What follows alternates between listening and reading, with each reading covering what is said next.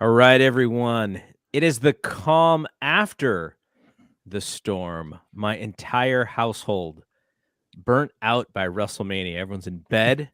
It's dark. No, not that they watched. Not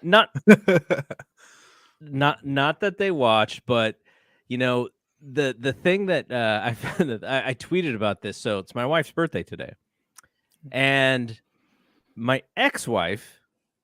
It is also her birthday today. So in all of my marriages, it's always been a birthday around WrestleMania. So very thankful that my wife was we did stuff. I think I tweeted that after the Johnny Knoxville matches when we cut the cake, and I was like, yeah, it took 2 growing shots and someone getting pinned by a mousetrap, and finally we can sing happy birthday. But this was such an interesting show, interesting 2 nights of shows, and we're going to talk about everything as relates to night 2. But I guess my overarching question for the both of you, and maybe hang on to this and we'll come back to it, which is, I saw a lot of people who loved this night, who loved night 2. I thought there were some tremendous moments.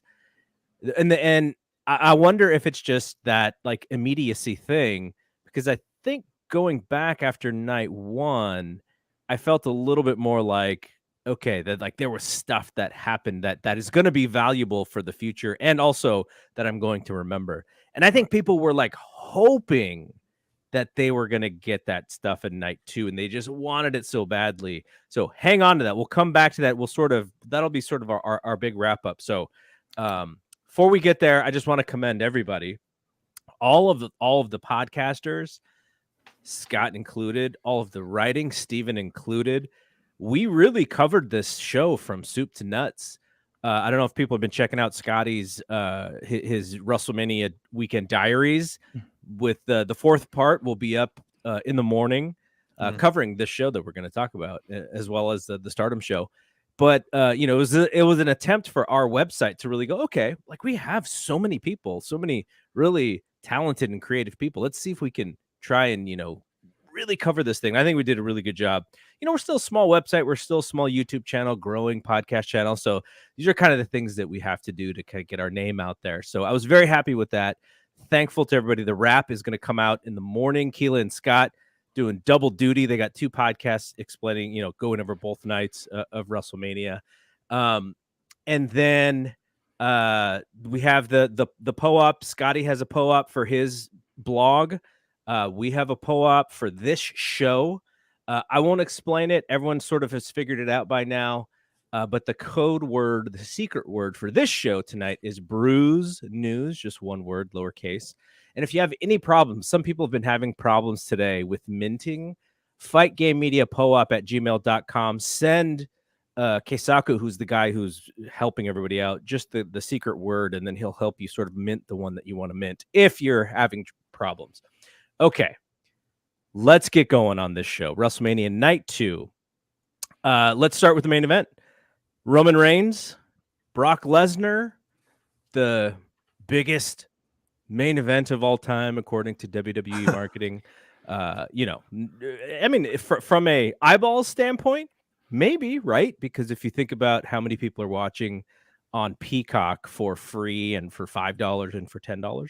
So maybe when it comes to eyeballs, it could possibly be the biggest show that they've ever done.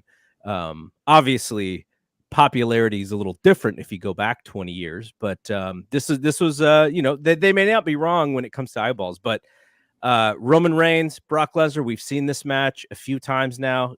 I predicted that this was going to be the best one. They were going to finally have that great match that we've all been waiting for. It got into about 3rd gear, and then it ended. I don't know what happened. Yeah. Roman gets caught in a Kimura, goes over to the ropes. Paul Heyman is like willing him to win. This is your moment. You are my tribal chief. Roman's telling him, my shoulder's out. It's out. And then I look up and I was typing something. Brock's on his back and the match is over. And I was like, wait, what happened here? Steven, your thoughts. The main event after we've just, the 8th hour of wrestling that we watched this week. What were your thoughts? It was quite abrupt. It was an abrupt finish. It did not feel like the finish when the spear happened. I kind of expected yet another kick out there, but the match was pretty much as we figured it would be. Big move, big move, big move. The same thing that Brock has been doing, and was well done, but it didn't feel especially different than the other matches they've had. It didn't feel especially different than the other Brock Lesnar matches, big man matches, big move matches that they've had. That's not necessarily a complaint. They're entertaining, but for WrestleMania and for what is essentially, for now, the blow off of this feud, I kind of thought we would get something a little bit bigger, something a little bit longer, maybe, but it didn't. They did basically another one of their matches, and that's what this was. It wasn't particularly different, but again, well executed, and it did exactly what it was supposed to do. We don't know how many dates Brock has going forward. We don't know what the deal is, or at least I don't know anyway. I guess I shouldn't presume for you guys, but I don't know how many dates he has going forward. And Roman is the guy. Roman's the guy that Fox likes. He is best as a front runner, holding the championship with other people chasing him. That's the best dynamic for this group with the Usos and with Paul Heyman. It was the right decision. It was good execution of it. But I'm kind of with you, Garrett. I kind of thought we were going to get something a little extra spectacular here, and we got a match that was a lot like the others, but a good version of it. Right. It was a good match. Yeah, I thought they hit. There was one semi screw up, I guess, where they did a move near the ropes, probably a little bit too close. Maybe one. I think Brock may have thought Roman was doing something else, and he kind of got turned the wrong way. I have no problem with Roman winning this match. Roman winning this match to me says that whatever they think they have set up for next year is kind of still in the plans. Yeah. Because I thought if Brock was winning tonight, that they think that whatever they have next year is not in the plans, and they may have to redo this match next year. It doesn't look like that's the case. Yeah.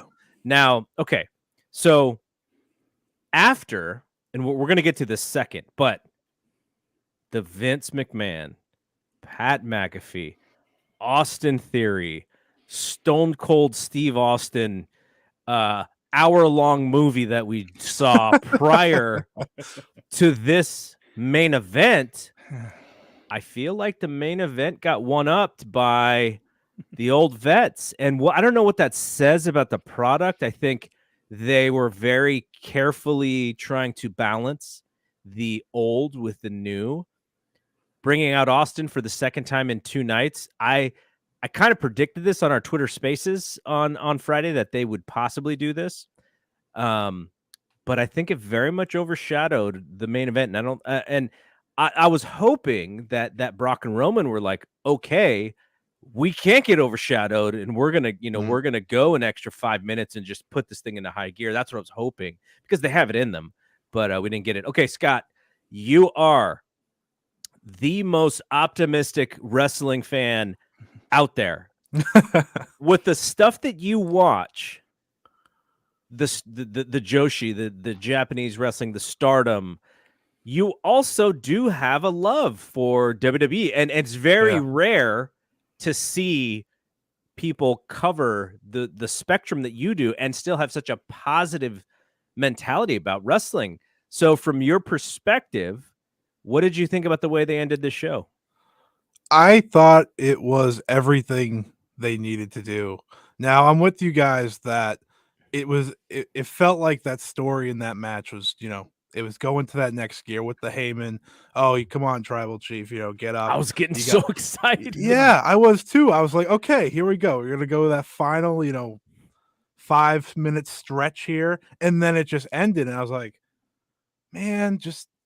you were that close, right? You were that close to being different from the rest. And yeah, if we were looking to over all their matches, I still think their first one is their best one, WrestleMania 31, and maybe that's because it was there live, from the rest, right? You know what was different about that match? Okay, so the roles are flipped here, right? Brock is the guy, Roman is kind of the up and comer. There was a feeling of real violence live at that match. I thought Roman was taking an actual beating. I was like, this dude is taking a beating to get over for this crowd. Mm-hmm. Now, the Seth Rollins thing happens, and that's a great moment in WrestleMania history. So that also, you have the moment and a good match. That moment overshadows that match. But I would agree with you. WrestleMania 31 is the best one they had so far. Yeah. I was feeling it. I was like, okay, this one is going to get there. And then it ended, and I was like, I'm so frustrated. Yeah. But, just to kind of piggyback what Steven said, it kind of checked everything that they needed to do. But and it's probably a little bit of like, I just like both of those guys so much, and I want to see, when we go back in the history books for WrestleMania, I would love to see Roman Reigns, Brock Lesnar, 4 3/4 star match, right? Yeah. I don't think it's going to get there. I don't know what the consensus is going to be on this match. Scotty, what did you give it on your ratings? I gave it 3.5. So yeah, I was thinking 3.5, 3 3/4. Yeah, it was this close to being like, okay, because once he got in that Kimura, I was like, this is what I wanted. I wanted more out of Brock. I didn't want just, the Germans and the F5s. When you get to that other gear with Brock, it usually involves some submission work. And I was waiting for the elbows and the punches because he takes his gloves off at the beginning of the match. We didn't get that either. So I was like, it just felt like there was so much more that they could have done. And like you guys said, it was still a good match. Yeah. It checked the boxes. You got to the result, which is the correct result. I want to point that out. Roman Reigns being the undisputed champion is the only direction I would have went. And I'm with you. Also, I love Roman. I love Brock. Yeah. And it just, that close, right? And I saw some people upset with the heel stuff that Roman did. I was like, this is wrestling. What are you upset with that? I was like, that's exactly what's supposed to happen. And he is indeed a heel. Well, yeah, he's a good heel. I think he's one of the best heels WWE's had in a long time. Like, I'm not, I can be hit or miss with Charlotte once in a while. I think Becky's actually doing really good, but I think he's been great his entire run. So I was like, okay, he's doing the heel stuff, and Brock's going to fight back, and that Kimura, and then just spear out of nowhere, and it's over. I'm like, just come on. You guys, Scott, were you, and Garrett as well, were you expecting something a little grittier out of this one than they gave us? Because like the whole out for blood, they were hitting that phrase really hard. And I'm not saying that I was expecting double juice or anything like that. But like you said, no ground and pound, none of the elbows. They did the Kimura thing and then went right to the finish. There wasn't that, pain, agony, clawing their way to their feet to just try to, I'm going to find a way to kill this guy on either side. It just didn't, it never felt like that. And especially after the buildup and that whole out for blood, which they just said over and over, like they were getting a quarter every time they said the phrase on there. For it to kind of go like that, I was surprised. I expected something a little grittier for the main. All right, people who are watching, shoot us your star rating for that main event. I'm very interested because our buddy Paul Fontaine, who was on the show with us last night, he was there live for both nights. He said the main event was really good live, but he also said, I would have to watch it back on TV, to see that piece. So he liked it. He really liked the main event. I'm seeing favorable stuff on the main event as well from other people. So I'm just intrigued. I'm intrigued for others who what they thought as far as how they rate that. Okay, so where they go from now, it's almost like WWE today. You almost think in years rather than in months, right? Because it's like, okay, now what are they going to do for next year's WrestleMania? Like nobody really goes, I wonder what they're doing for SummerSlam. It's always like, what are they doing for next year's WrestleMania? So, that's what it feels like for LA. They announced 2 nights as well in LA at SoFi. I don't know. I may have to break my streak of not going to actual WrestleMania since it's so close. At least one night. I got to go to one night if it's only, a 5-hour, 6-hour drive away. Okay. So let's talk about the, what was, we have Scott Young from the Wrap. He said 3 3/4. I would agree with that. Like what other Scott said, 3.5, 3 3/4. I could go for that. Cause look, these guys are so athletic. They're so fast. they moved so quickly. They hit all of that stuff with the exception of that one moment. I thought was really good. So I could go with that. All right. If other people want to give their rating, we'll throw it up here on the live stream. But let's go to the semi-main, which is amazing if you think about it in hindsight. At McAfee, Austin Theory, semi-main event, WrestleMania 38, when in the record books. I was very happy with this match. It's amazing if you think about it, because people who watch NXT saw Austin Theory as a goofball, talented goofball, but the fake son of Johnny and Candice, the fake brother of Indy. And so, it's just amazing. Like, you could have never told me when I was watching NXT that Austin Theory is going to be in the semi-main event of second night WrestleMania. So Vince McMahon comes out looking all of Uncle Milty to me. He looks like he just, and I don't blame the guy. Like, he's an older guy, and it's not an age shaming thing. I just think the way he sort of looked as an older man, he reminds me a lot of Milton Berle. And and so he comes out, Austin Theory comes out, and then Pat McAfee with a tremendous entrance. Dallas Cowboy cheerleaders. He's got a football. He's walking down the ramp, kicks it into the stadium, and more so than even his athletic ability, because Pat McAfee, he's a professional football player. Not to say that punters are on the same sphere of athletes as like a cornerback or anything, but he's a professional athlete. So he goes in there, and the thing that impresses me the most is his stage presence, is his ability to reach the crowd. They're chanting his theme song. They're into everything that he's doing. I thought it was amazing, because it's not like this guy, I mean, he's on TV every week, but he's doing it from a announcing position, right? He's not in the ring creating this fan base, having a catchphrase, getting wins, creating moments so that it builds up to this moment. He comes from the announcing booth to the middle of the ring on the semi-main event of WrestleMania, and is absolutely fantastic. Like he's been doing it for 20 years. So good. In the ring, great. Him and Austin Theory, I'm sure they worked on this match together. That's fine with me. They both worked really well together. He wins the match. He's going to every corner, getting the crowd going, points at Vince. Vince is like, me? And then Vince teases coming in the ring. He teases taking his jacket off. And he's like, nah, he starts walking. Nope. Takes the jacket off, starts taking the shirt off. I mean, he's a pretty jacked grandpa, right? He's like a pretty jacked 70-year-old grandpa. I was actually surprised that he did that. I was surprised that he took the shirt off, because he just looks old. Like, I'm watching 1998 Raw for the Patreon, and that is a very different Vince McMahon, as you can imagine. So he gets in the ring. They kind of screw Pat, and Vince is beating on him. Pat's running into Vince's arm for clotheslines and stuff. And then Pat's left for dead. Austin Theory's music plays, and Vince gave it away for half a second. He reacts to Austin Theory's music as if somebody is coming. Yeah. And then 10 seconds later, they play Austin's music. And it's like, oh, Vince, you almost, Vince, you would yell at anybody for screwing this up, and you screwed it up yourself.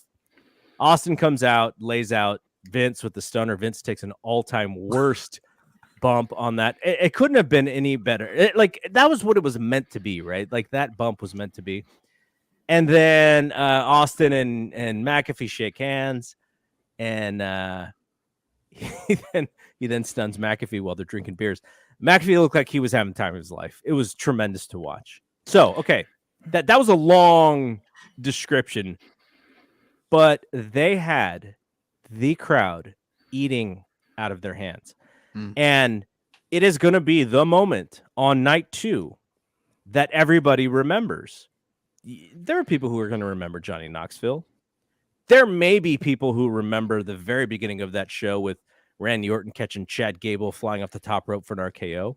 But this moment with Stone Cold Steve Austin and Vince McMahon 24 years later as the main part of night 2, I don't know what that says. I know that was kind of for me. That was like candy for me, right? As the fan of where I grew up. So, like, Steven, what does it say that the best moment of this show was seeing Austin versus McMahon 24 years later? It's a little bit of the fruit of the labor of the company to get to that point, because one of the things that they have put emphasis on the last few years is that it is the brand, not any one single wrestler.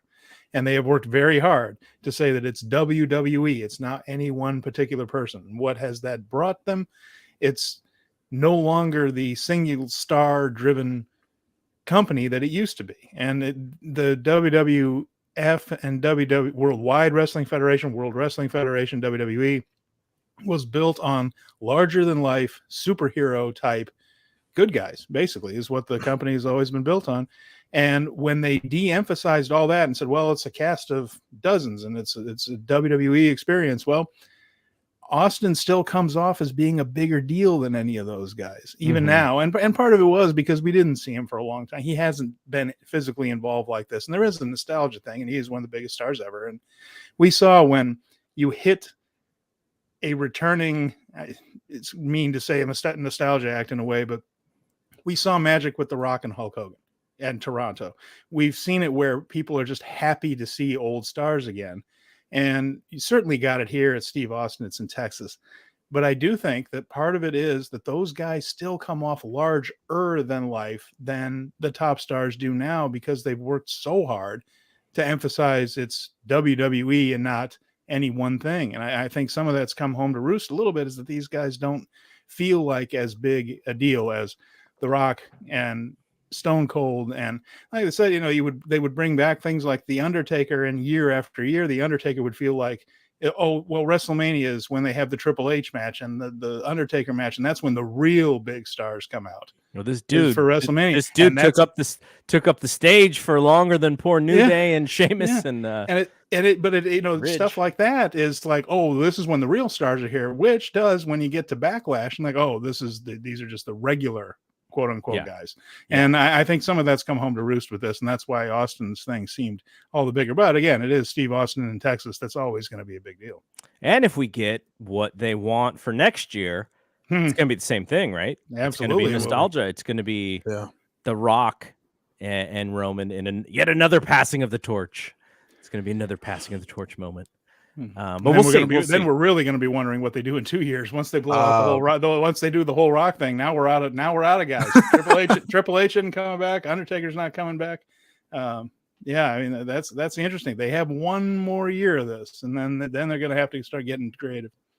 In 2030, we're going to be like Braun Breaker. Finally, they're pushing him to the moon now.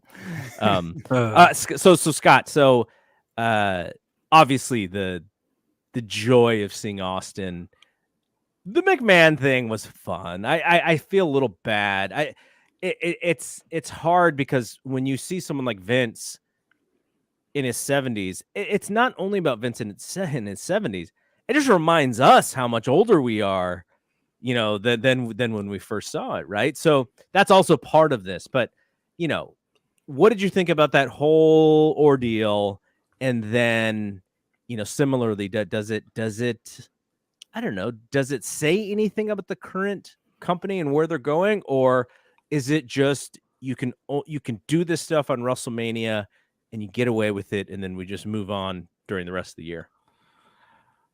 I have a few ways to look at this. The first is, I thought before they did the Austin stuff, as in Stone Cold Steve Austin, not Austin Theory, and before they did the Vince McMahon match, I need to specify that, because that was like, okay, well now you need Austin to come out here, or this is like not great. I thought Pat McAfee came off as such a massive star, and I was like, Great. this dude, they call him WWE superstars. He's a legitimate superstar. The fans were so happy to see him succeed, and it's like, if you listen to him on commentary, one, he's great. I love him on commentary. But if you listen to him on commentary, he's a fan. So that's what they were cheering for in there. They're cheering for a fan, kind of, getting one on Vince McMahon, who fans don't like, shockingly. And then they do the whole, Vince thing. But I didn't think they needed the Austin moment.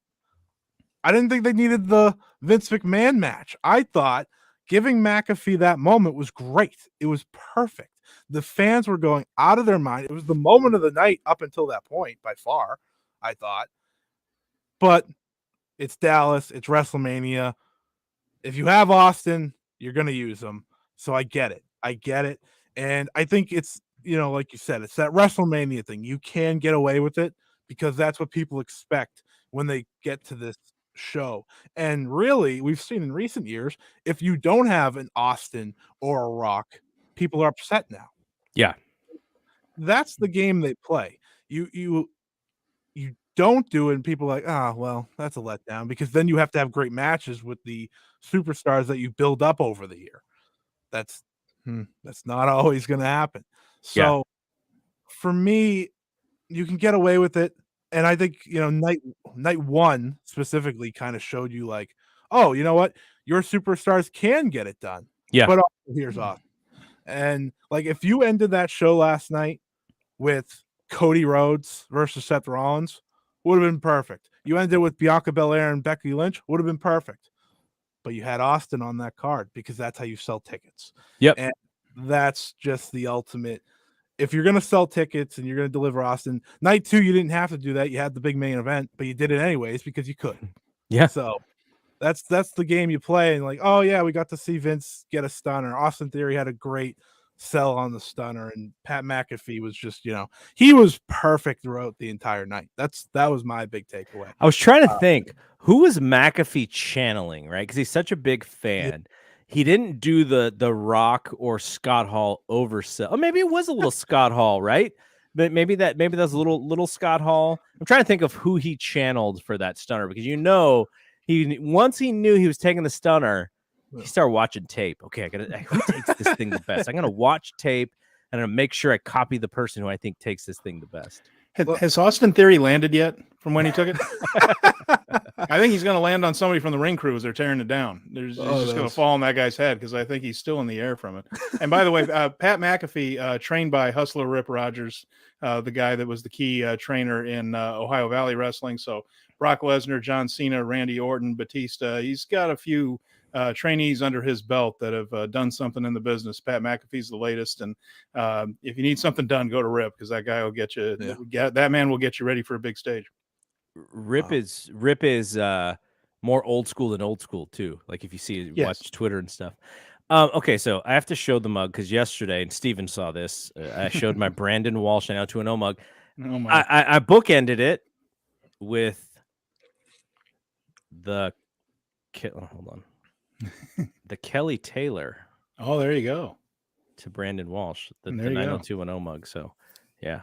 Do you have the entire set? I wonder how many other mugs are there. Do I get a Jungle Boy's dad, Luke Perry, Dylan McKay mug?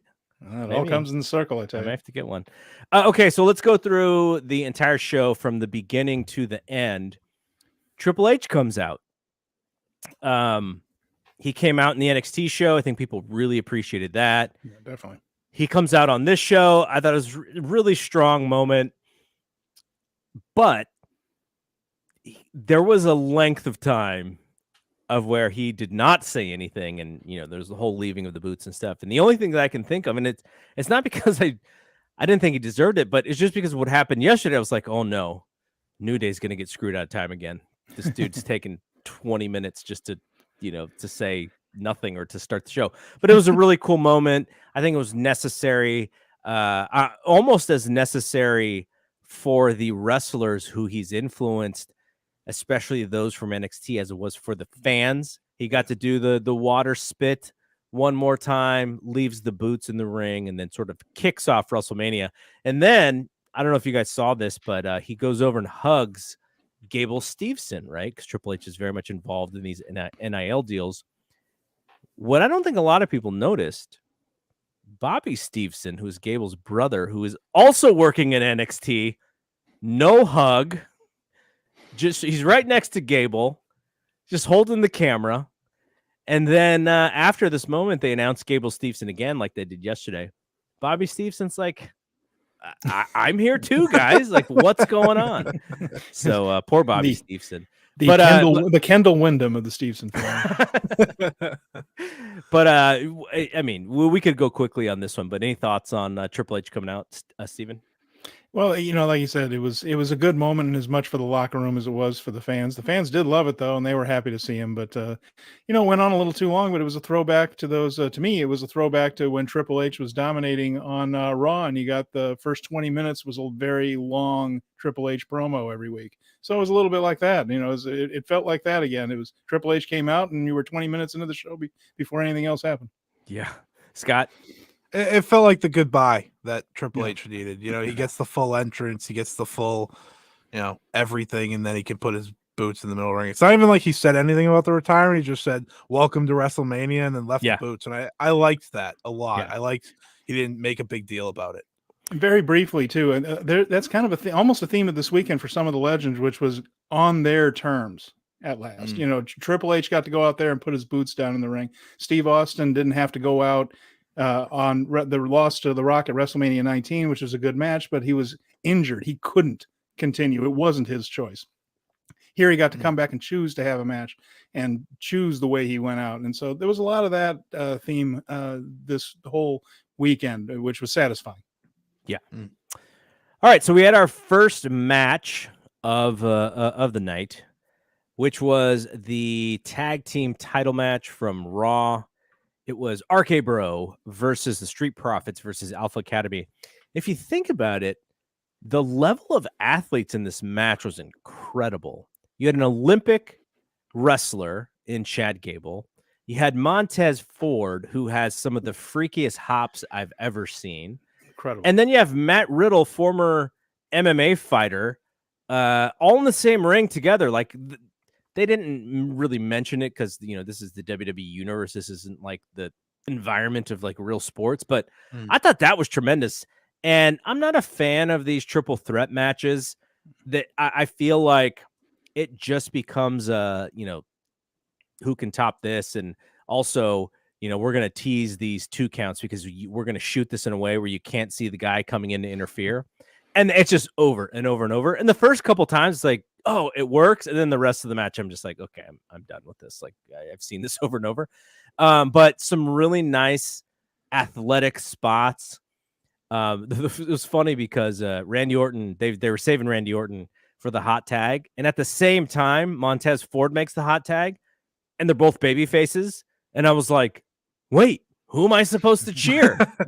And the crowd cheers Orton. So I go, oh, I guess we cheer Orton here. And, Orton then there's a little bit of a house fire. Riddle hits an RKO from the top rope on Ford, which was tremendous. It was a springboard. And then obviously Orton wins the match, hitting the RKO on Chad Gable.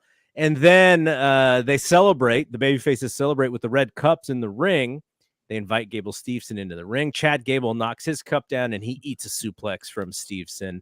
So all in all, nice way to open the show. I thought it was a really, really good match. And I did think that the right team won. I think there's so much money in these guys in RK Bro. I love them so much. I know that there was an end date to them that they've kept pushing out, but great job here. And really good match. Scott, we'll start with you. Your thoughts.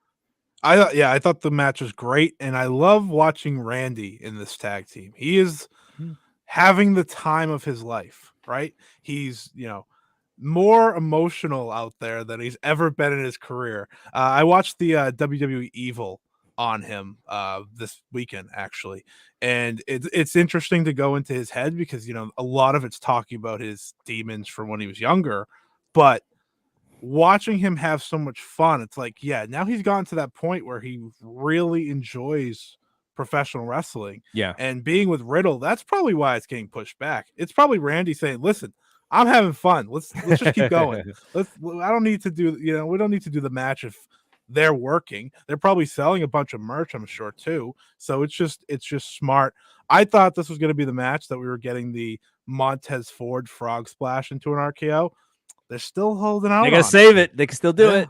I thought for sure. I was like, WrestleMania feels like the one, but they saved it. But I'm a sucker for 2 cool RKOs, and that's what we got. So it was a fun match and cool for Gable to get a little moment in there too. Yeah, Steven, so it's a tale of 2 nights. Opener on night 1 is a SmackDown title match that did not end in the way that I think they wanted it to end, unfortunately. And on night 2, the Raw Tag Team Titles match, which was really good. What were your thoughts? I enjoyed it as well. I think Montez Ford just blows my mind frequently, and he was terrific. And Angelo Dawkins is in the match. Good for him. The others, but it's all about Montez Ford with that team. Has been since the beginning. But yeah, it was enjoyable. It was a fun opener. It gave the high energy, and like you said, Riddle and Orton, there's still more to that team. It's not stale yet.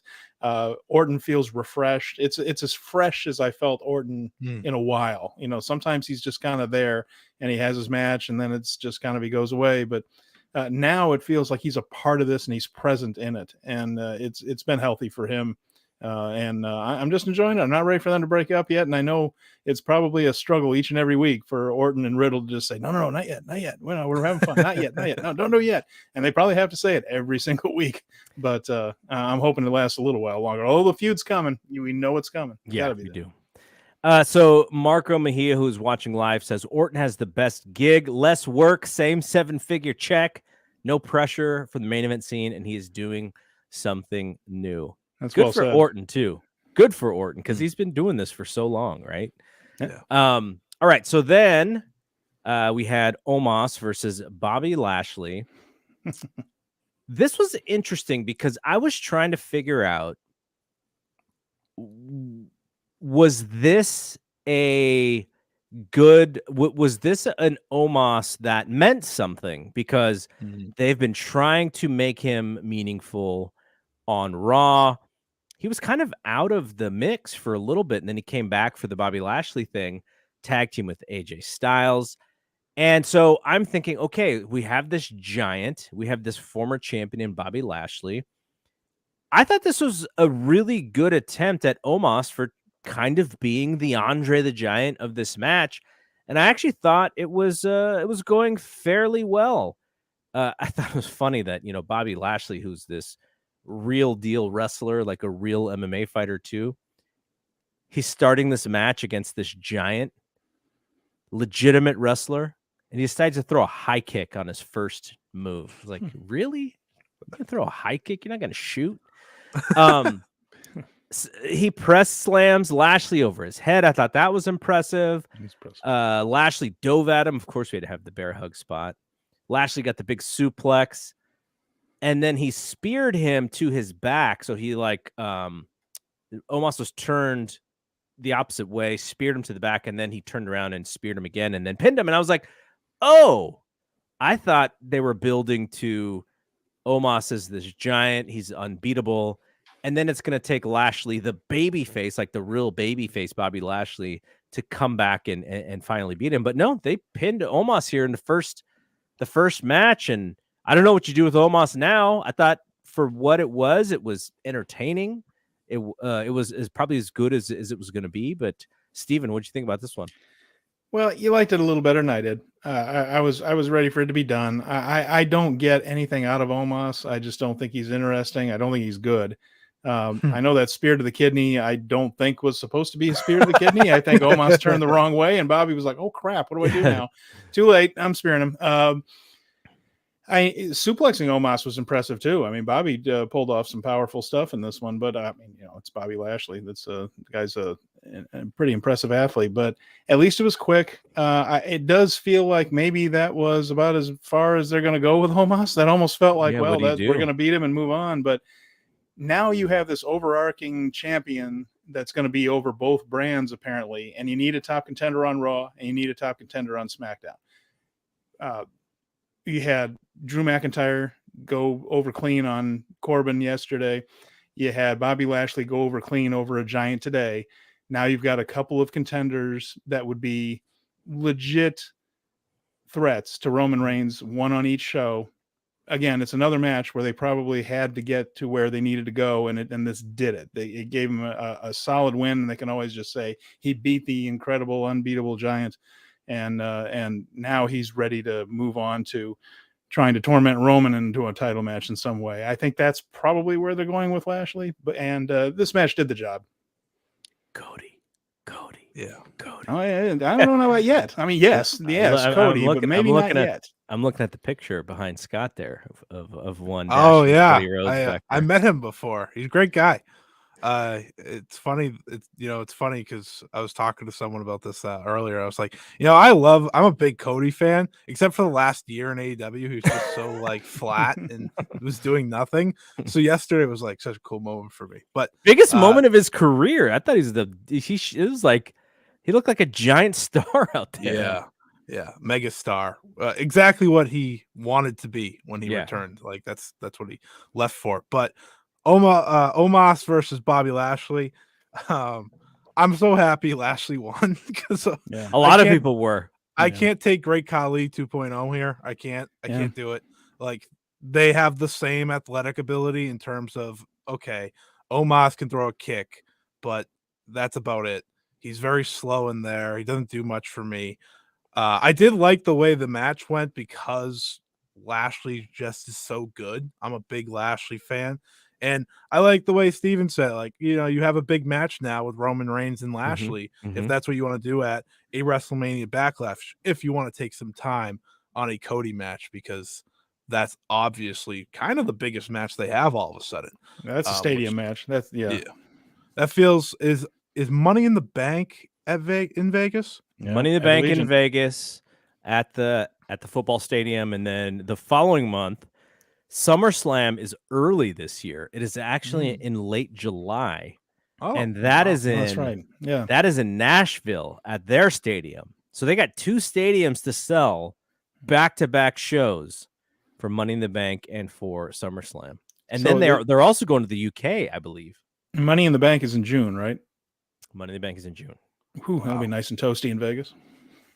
Wow. I think they have I think they go UK and then Saudi Arabia very soon thereafter. So they're moving this October. Year. They are moving for sure. Yeah, I think that's where you do that Cody match, one of those two stadium shows. I think you don't do it at WrestleMania Backlash. That's what I'm saying. That's what I'm mostly saying. Yeah, I hate saying WrestleMania Backlash, so don't do that. I think that's a good Bobby match, and you can also save a Reigns Drew match for one of those stadium shows if you want, because I don't think those titles are staying unified very long. Very true. That's where Cody could get a belt, right? He could very easily get a belt there. Okay, so next match was a very polarizing match here. Sami Zayn and Johnny Knoxville. There are some people who absolutely loved this match. They were so entertained by the goofy jackass stuff, by the large hand that Mark Henry mentioned. You got to go back to like 1999 for that storyline, folks.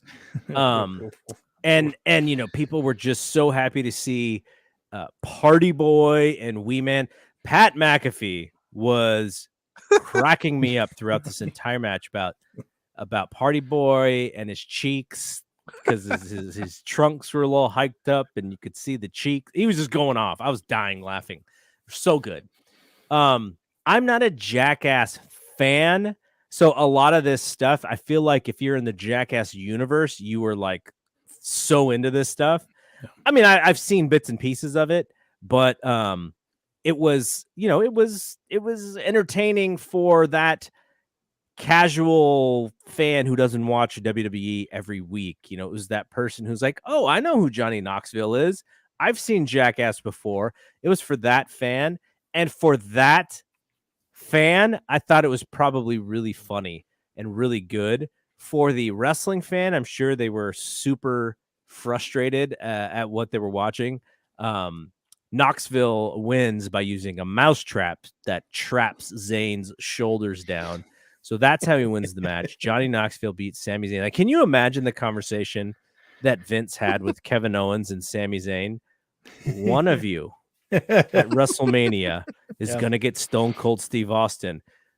But but Sammy, don't worry. I got something good for you, Johnny Knoxville. That discussion happened. It had to happen. Well, it's a fun thing to think about because, of course, they're best friends, and they both re-signed with the company earlier this year, and they both ended up in a very prominent WrestleMania match, which has got to be a signal, right? That's got to be a sign between the Cody thing and this is like, you're going to be rewarded for signing, which is a message they need to send. But this is the biggest match Sammy's ever had as far as like mainstream publicity things, and it did crack me up to think about that, Garrett, because. Like you think about what Kevin Owens did. Well, I had a match against my idol and an all-time icon of wrestling in his home state and put him over strong. And Sammy, what did you do? Well, I got zapped in the balls. I took fireworks up my ass and then got trapped in a giant mousetrap. And in the end, they have the same job. Like they write the same word under occupation. And that was this is a weird business that we're covering, folks. Like those two guys have the same job. And that's how their weekends went. But, I was talking to my girlfriend who's not a wrestling fan. And she doesn't hate it, but she's not a wrestling fan. And she said, she had a quote that kind of blew me out of the water. She said that this was exactly as believable, but a lot more entertaining than light tubes, thumbtacks, and barbed wire. And she said, I enjoy this a lot more than that. And to her, it's exactly the same believability. Huh. That is a very interesting perspective. Yeah. All right. I'm glad she's around for some of this stuff because sometimes I get so buried in it, and then she'll just kind of say something that'll just slap me back to reality. I'm like, huh. Or my wife when she heard Mandy Rose cutting a promo going, that woman is a horrible actress. That's all she said, and she walked upstairs. She's correct. All right, Scott, the most optimistic of the optimistic here. Where did you sit with Johnny Knoxville? I'm more so gonna give credit to Sami Zayn for being Sami Zayn. I think he is so good in every role they give him, which can be a burden sometimes. That's why he ended up against Johnny Knoxville. For Jackass fans, it was probably awesome. Yeah, I've seen one Jackass movie in my life. I never saw another one. For the most part, Jackass is the coming attraction before the actual movie I'm seeing. So. For those fans, congratulations. For wrestling fans, I hope Sami Zayn's getting a nice paycheck because he's really good at getting embarrassed. Yeah. He's really good at being that guy. But I'm such a big Sami Zayn fan, so as the optimistic one, I'm happy he had a spot on the card. I'm a Finn Balor fan. He's a United States champion. He was nowhere to be found. Yeah, he wasn't on either of these cards. Yeah, he lost twice on SmackDown. So I guess I'll take Sami Zayn losing to a mousetrap and the entire Jackass cast. I guess that's okay. The only thing they were missing was Steve-O. That's the main guy I know from Jackass, and he wasn't here. Yeah, there ain't a whole lot. There's not a whole lot left to Steve-O. Really? Yeah. He's not having an easy time. But how about the body slam? A full body slam from Wee Man. Great. Yeah, that I popped for. That I did pop for. That was the best part of the match. All right. So I'm going to admit something here. I caught this next match late because what happened, as I kind of alluded to, once Sami Zayn gets pinned by the mousetrap, I beelined to the kitchen, had the birthday cake ready, did happy birthday for my wife, cut the cake, did the ice cream, got everyone their dessert, and then came running back to this TV, and the match was already in progress, like an old primetime wrestling event, already in progress. And so Sasha Banks and Naomi versus Rhea Ripley and Liv Morgan versus Shayna Baszler and Natalya versus Queen Zelina and Carmella. So what I saw was essentially like what I said about the triple threat match, which is made it look like someone's going to get pinned, and then you get the interference. and then he made it look like someone's going to get a pin. And so it felt like, I think what happened is everybody sort of had that moment in this match.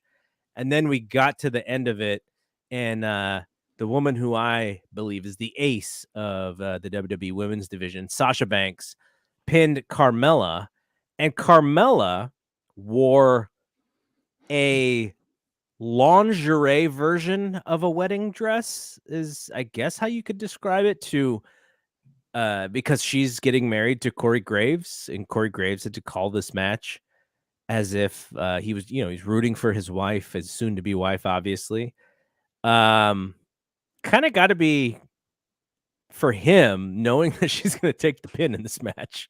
I don't know, kind of interesting. But that was a little bit of a storyline there. But Sasha Banks wins it for her team. Sasha Banks and Naomi are the women's tag team champions. Fellas, what did I miss? Let's start with Steven.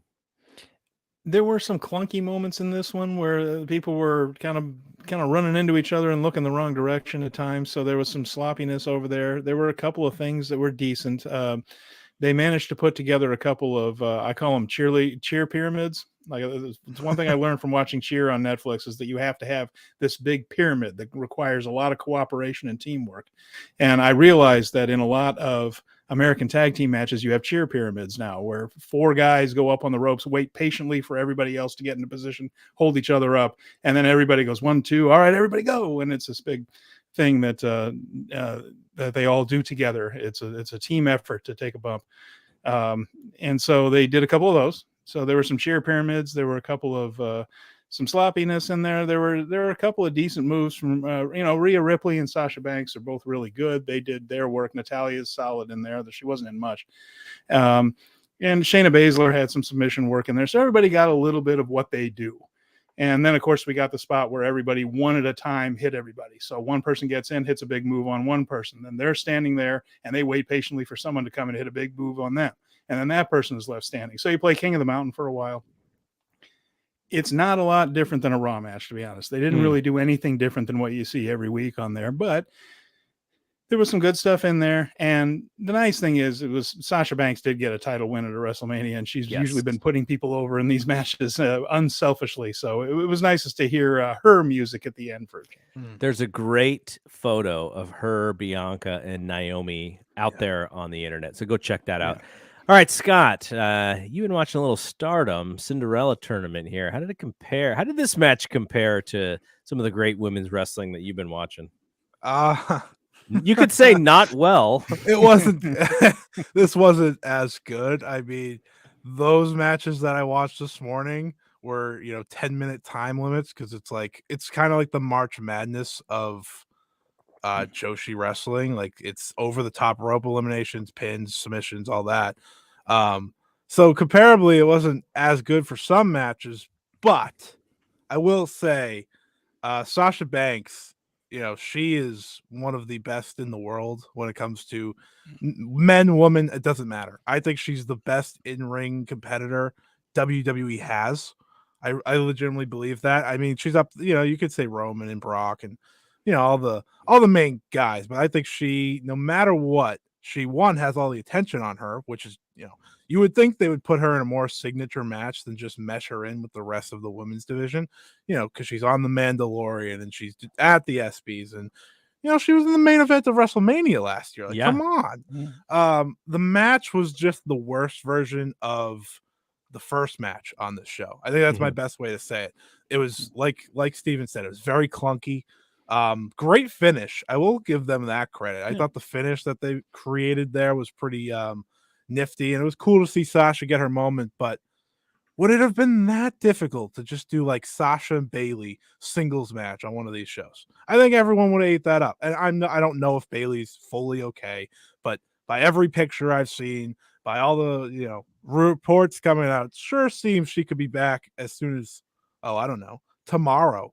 So that's the whole thing for me. Why don't you just put Sasha in a signature match? Why don't you do her and Naomi instead of having them partner? That's my only complaint, and it's because I think Sasha's that good.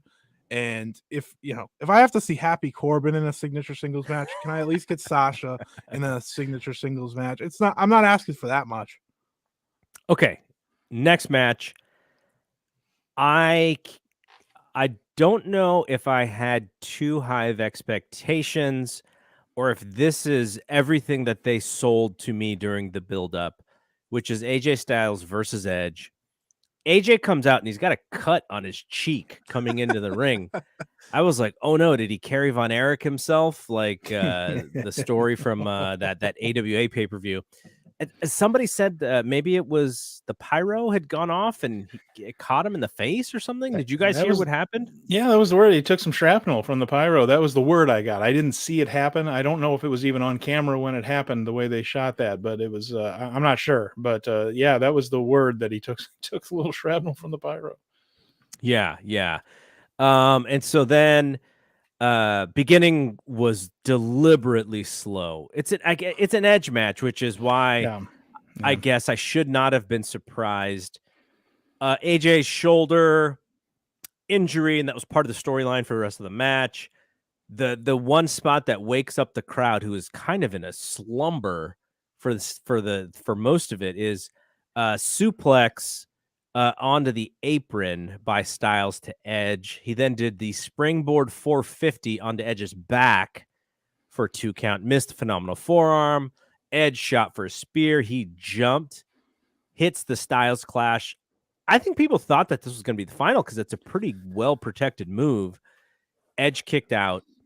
All of a sudden, out of nowhere, Damian Priest just is there. I was like, "What? Like, where? I can't. You can't really mess around with Peacock. You can't like rewind or something if you missed it, because then you may get screwed up."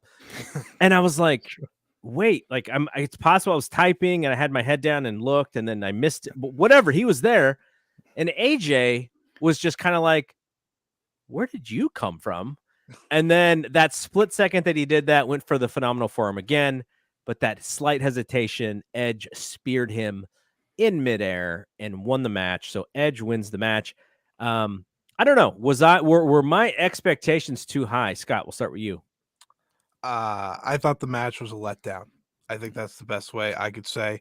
AJ Styles, he's an interesting fella for me because I don't know the last great match he's had. I really don't, because he teamed with Omas, or whatever his name is, for a year. And then before that, I really don't remember what he was doing. At least with Edge, that Hell in a Cell match at one of the Saudi shows, I thought that was great that he had with Seth Rollins. Seth Rollins, yes. Yeah, like that was one of my favorite WWE matches of the year. Just one of the best from last year. So going into this, I said, okay, we had 2 dream matches this weekend in different ways. At the Ring of Honor, Super Card of Honor, you had, FTR and the Briscoes. That was a tag team dream match that delivered. Yes. These two, these are legends. These are legitimate legends right here. You have Edge, who's had great matches since he come back. You have AJ Styles, who can rise to the occasion. And then they just did in the best way for me to say it, they did the Randy Orton Edge match from WrestleMania inside the warehouse. Like that, it was so slow. It was like, people like to use methodical as like a good thing in some matches. This wasn't methodical. It was just slow and boring for the most part. Like you said, they woke up the crowd with that suplex to the apron, but I was like, you can't wake up the crowd. You already lost them. Like, and then they do the Damian Priest ending. I was like, really?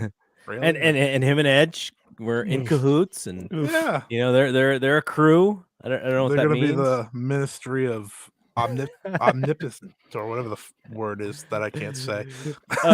So you make a really interesting comparison. My favorite thing about that match, where they went all around the PC, there's somebody's screenshot of their Twitter feed, and it's like, Meltzer, this is going way too long. Brian Alvarez, what the heck are they doing? Sean Ross Sapp, this is boring. And then Ryan Satin, the determination of these guys, just so gritty. I saw someone tweet out. I saw someone tweet out, Edge and AJ Styles just pulled off a technical masterpiece, and everyone was like, "What?" Like, I don't think that was that at all. Just because it was slow and you like the 2 wrestlers doesn't make it good. All right, Steven, are we all on the same page, or did you like this better than we did? We're all on the same page here, and this whole heel turn for Edge doesn't do it for me. I think I mentioned too the other thing that the video package that went into this was as interminable and as boring as his promos have been since his heel turn. I call him soliloquy Edge. It That's doesn't. who he is. The heel turn didn't make sense. He seems to be more upset at AJ Styles than he was at Seth Rollins for breaking into his damn house. It for no reason. I mean, this whole thing doesn't work. Edge is boring as this character and irritating. He's a channel changer for me on that. And this match wasn't particularly great. And it goes on. It just goes on because now we have Damian Priest involved. And while someone has to pick up the eyeliner mantle for The Undertaker now that he's retired, and Damian Priest is certainly overachieving in that, I don't know that redoing the Brood 30 years later is going to move this forward a whole lot. Yeah. Whatever, right? Who knows how much longer Edge has? He seems like he's having a good time. I'm not. I think so here's the interesting thing with Edge. He'll be off of TV for weeks, and then they'll be like, Edge is back, and nobody cares. So, but I call him Soliloquy Edge because the performance is great. Like, let's put the man on stage and give him whatever the hot new Broadway show is, right? Let's he can do it. He that's what he loves to do. But as a wrestling promo, I'm just not sure that that's what I want to see. So, okay. So next match, then this is the last one we'll talk about because we already talked about the two semi-main and the main event. This was very unfortunate. New Day against Sheamus and Ridge Holland. We had all of yesterday. We showed the Kofi tweet on yesterday's show, last night's show, the professionalism that he has. The whole storyline for this match is about Big E breaking his neck. There's some sympathy there. New Day comes out in Big E gear, like they're wearing his gear. Woods is doing spots, Big E spots. And then they just lose, and it was 2 minutes. And I'm just like, the actual awareness that these dudes have for this stuff sometimes, like who didn't see the sympathy that they got yesterday and calling a slight audible? Who didn't go, you know what? I know we got to shoehorn this match in, but can we cut the Undertaker's second entrance after this match from plus video package from 13 minutes down to 10 and give these guys another 2 minutes to get some stuff like that stuff? I think really bothers wrestling fans. Now there's the other perspective of fans who go, it's their show. It's their Grammys, right? The Grammys were also on tonight. It's their Oscars, and this is what they want to do. And these guys get paid to do what they're supposed to do. Like, I get that piece of it as well. But if you really want us to care about these wrestlers, you need to also show us that you care about these wrestlers. And that's where they fall short consistently with teams like the New Day, who really has captured they have a fan base. People love them, and they also feel that they don't get enough. They don't get treated well enough by the company, which is another thing. But anyways, okay. We probably all don't have too much to say about this, but Scott, you can go first. They had Butch act like a little kid, and Kofi Mania was 3 years ago. I just want to put that out there. Like, Kofi Mania was 3 years ago, and now he can't even get 3 minutes. So, it's a shame. It's a shame. Yeah, and this is one just didn't need it. The match didn't need to be on Mania to begin with, to be honest with you. And it was kind of added in at the last second. Like, it was the last match added. It was only added about a week before the show, and then they didn't have it when it was originally scheduled, and then they just kind of shoehorned it in. I don't even have a problem with them building these two teams as a feud, as a real feud, because there's talented people involved in it. Build it for a Backlash, but don't put it on Mania. Take the time. Put it on SmackDown, do some segments, give it some time. You've got talented wrestlers in it. Build it up for Backlash. You need something new for Backlash. Anyway, it can't just be all WrestleMania rematches or whatever else. You build it for that. You've got, then you have time. But this rushing through didn't help anybody. Didn't get Ridge over. Didn't get Butch over. And certainly didn't get the New Day over. It was just kind of a keep busy. Yeah. Okay. So then, like I said, the Undertaker thing. I legitimately thought I did too. They were replaying last night's thing. Yeah, because they kept showing video packages of stuff from last night. Like they would go into the video pack. I honestly thought that, oh, okay, this is the thing where they're showing this from last night. I can go get a drink or something. Yeah, yeah. They were doing it again. Yeah. I mean, as it turned out, we could have still gotten a drink and we wouldn't have missed anything. That was more for the live crowd than anything else. Yeah, and then we had, we talked about Austin Theory and McAfee. We talked about Austin and Vince coming in, and then Roman Reigns beating Brock Lesnar. So I sort of teased this question for you guys at the beginning of this show, and let's have this be the end of this show. Which show did you like the best out of night 1 or night 2? And Steven, you can go first. Night 1, hands down for me. I thought that you had the moment with Becky Lynch and Bianca Belair, which was my favorite match of the 2 nights, although there were other contenders, and another one of them was Seth Rollins and Cody. Cody's entrance coming in with the exact same character as such a monster star. That was a great moment. And then, yes, you got the whole thing with Vince and Austin tonight. That was a lot of fun. I'm not knocking that, but that whole thing with when that glass breaking sound happened last night, that was a moment. That place came unglued. Kevin Owens did a wonderful job. Austin gave people far more than anyone was expecting him to give. That whole night last night, I think it outpaced night 1 or night 2 by a good distance. I really enjoyed last night. Tonight wasn't bad, but to me, night 1, hands down. All right, Scott, your turn. Definitely WrestleMania Saturday, 100%. You had 3 matches to kick off that show that are very forgettable, but after that, it was, great, whatever Charlotte and Ronda did, great.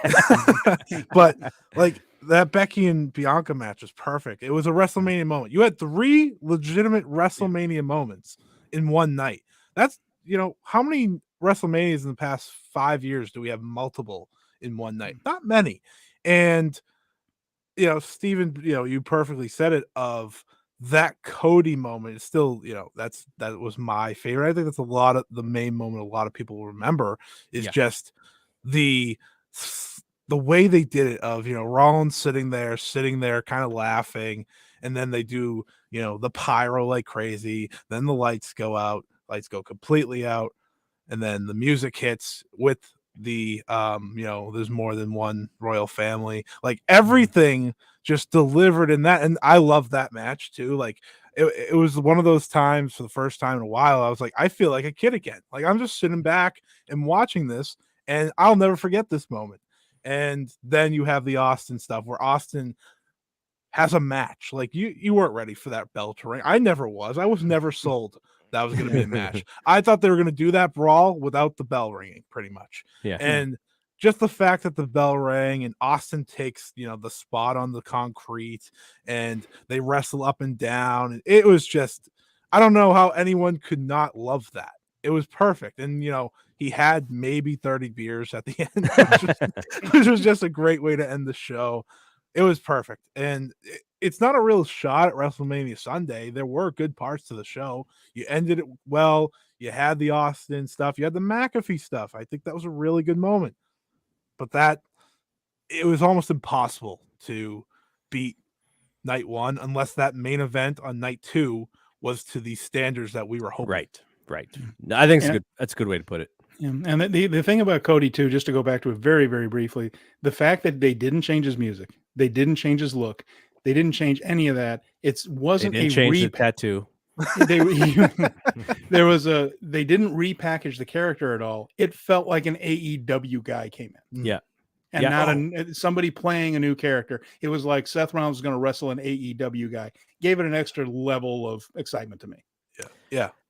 All right. So like I mentioned, Scott has the 4th day of his wrestling diary that he's been writing. We will have that up in the morning on Monday. Steven, I imagine you're writing some stuff post WrestleMania as well. Absolutely. We're going to have a takeaways column coming up very soon on that.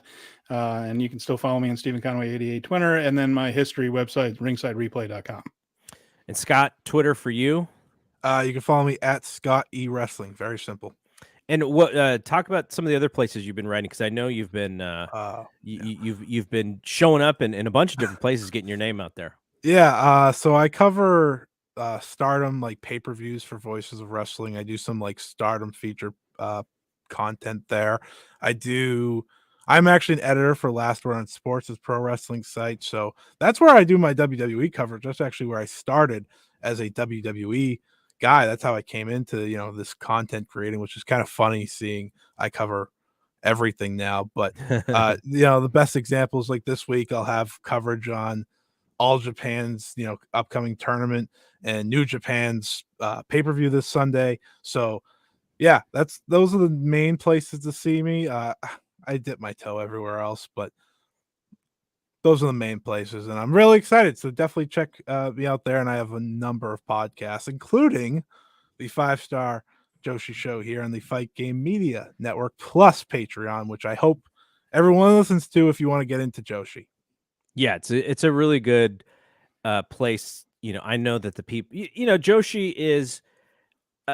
You're not going to find a lot of people who can cover it at the level that Scott can, and Parker before Scott. When Parker was on the Patreon, he brought Scott to me, and it was like, this guy can cover this stuff, and we can talk about it. And so I was like, great.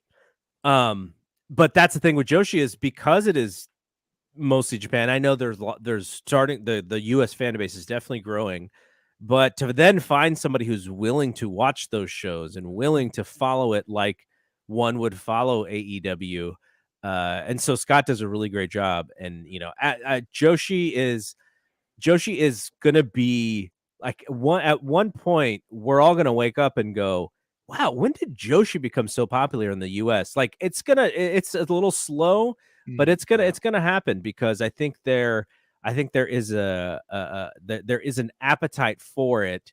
It could be similar to whenever that Kenny Omega moment, the Chris Jericho moment, they need that moment, and I think it will open up a lot of doors there. So, okay, and yeah, the wrap is coming up later. This is going to go up on our Patreon as well, just the audio piece for this. People who couldn't stay up and watch with us, really appreciate everybody who hung out with us through the several live streams that we did. The Power Bombshells went live today. I know they had some people watching and engaging. The podcasts in the free network all week, the podcast in the Patreon network all week. Top-notch stuff. Thank you to everybody for all of their hard work. Thanks to Steven for doing this 2 nights back to back. I know everybody's got to work tomorrow, so we get some rest. And of course, Scott as well. And I know Scott wants to do more video content for us, and he's got a nice little snazzy look there, looking good. I don't know. May need to throw like a what poster should we send Scott to throw up on that wall? I got Io Shirai's mask right here. I just gotta move it out for Joshi Show. But yeah, I need a big poster for the big blank wall. Like maybe like a time. Chuck Liddell fathead or something, just sitting back there. But yeah. But the YouTube thing, I think we can still grow this and put get more shows on YouTube. YouTube seems like just indefinite when it comes to content. So much stuff going on. But okay, so thank you to everybody for hanging out with us, for Steven, for Scott, and also got a shout out Keisaka, who's been doing the POAPs with us. He's also been listening to a lot of stuff. The POAP thing was very fun. Just collecting them was a blast for me. So to everybody, I'm Double G. We will see you when we see you. Peace out.